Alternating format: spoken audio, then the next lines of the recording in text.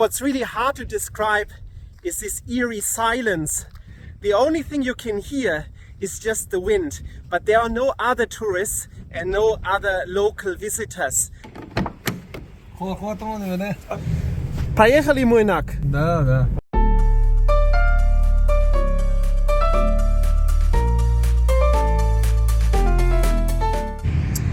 Good morning from Nukus, the capital of Karakalpakstan. Today we'll be going to Moynaq. The drive will take us about 3 hours for around 250 kilometers. My plan was actually to go there yesterday, but due to a heavy sandstorm and temperatures reaching up to 42 degrees, I decided to postpone my trip by 1 day. Temperatures like that are actually fairly common in Karakalpakstan at the end of June or beginning of July, and temperatures have significantly increased since the drying up of the Aral Sea.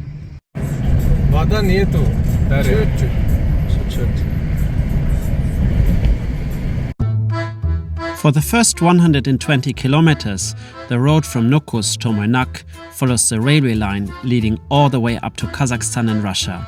This part of the route consists of a relatively well-maintained 4-lane highway. Between Kunikrot and Moynaq, road conditions are a lot worse with a lot of potholes. Due to the high level of salinity, large-scale agriculture in this region has become nearly impossible. The only larger plant that grows in abundance is saxaul, which in this area forms groves and little forests.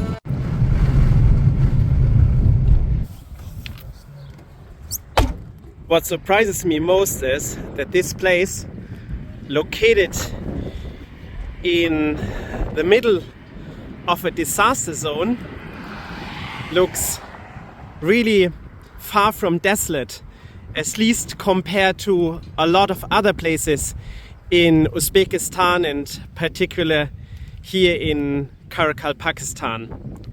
You see a lot of activities going on, a lot of new construction, like for example this mosque that was built around 3 years ago.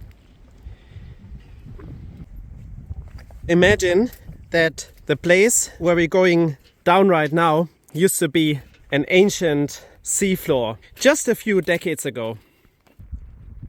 So for centuries this place used to be a major shipping port, and fishing was the main source of income for the locals. What's really hard to describe is this eerie silence. The only thing you can hear is just the wind, but there are no other tourists and no other local visitors. I was expecting to see a lot more, but that's probably because of the season. This is the end of June and this area experiences a lot of heat waves, so it makes it very uncomfortable to be here. But luckily the temperature today is not very high.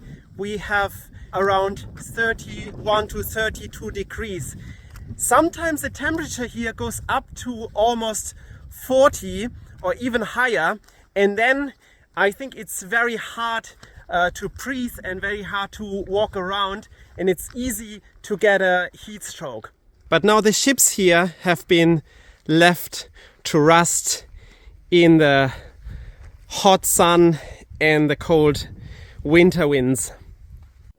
So you see a lot of visitors who came here to write down their names on the ships. Let's see if it's possible to climb one of them and check out what's still inside. So I think I better be careful because they're very rusty.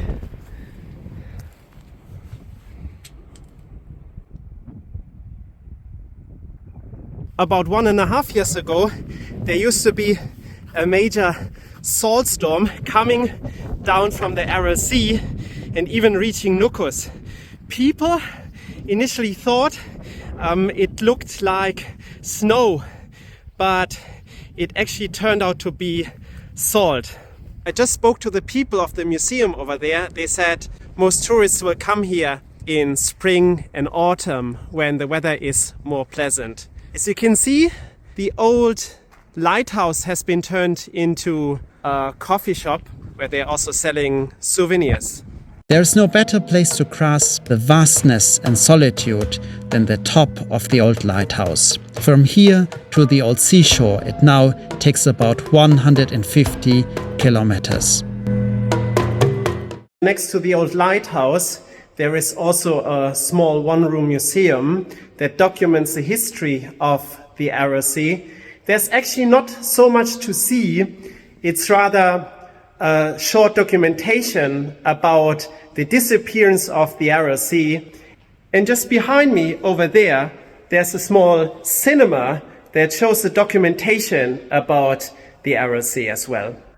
The fish factory has disappeared, the population is in decline, and they call this place a major destination of disaster tourism. But when exploring Moynaq, it seems that the town is far better than its reputation. There are beautiful parks, modern buildings, new hotels and restaurants. Let's see what kind of food they have on the menu. Okay.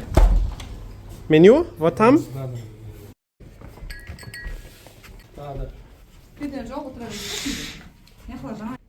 Food has arrived and we're eating lahman, salad, bread and some delicious fish from the Aral Sea.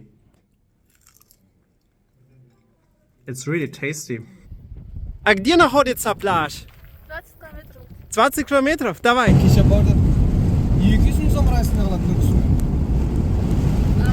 South of Moynaq, the spillover from the cotton fields forms large ponds, which locals use for fishing and swimming.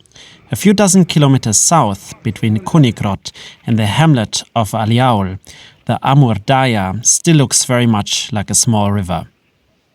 I've asked the taxi driver to bring me to this particular place because we are standing right now in the old riverbed of the Amur Daya. So 50 years ago, there was no road and you can still see a few puddles here. So I guess when there's a lot of rain in the mountains of Kyrgyzstan, Uzbekistan and Tajikistan, the water may still reach this place, but just very rarely and probably only in the late winter and early months of spring.